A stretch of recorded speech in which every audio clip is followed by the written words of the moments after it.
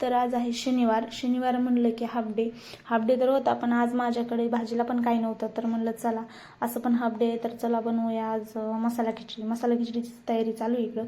सगळ्यात अगोदर कुकरमध्ये घेतलं 2 पळी तेल, त्याच्यामध्ये जिरी मोहरी टाकलेली आहे. जिरी मोहरी चांगली तडतडली, त्याच्यामध्ये कढीपत्ता टाकलेला आहे. कढीपत्ता पण छान व्यवस्थित सगळं भाजलं तर त्याच्यामध्ये कांदा टाकलेला आहे.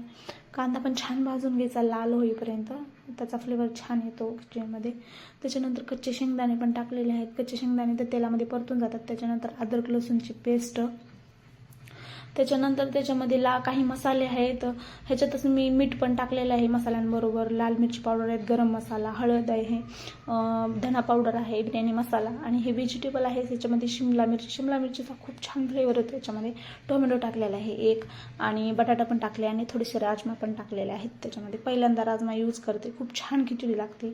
त्याच्यानंतर तांदूळ 1 वाटीने धुवून आणि स्वच्छ धुवून मी टाकलेले आहेत त्याच्यामध्ये.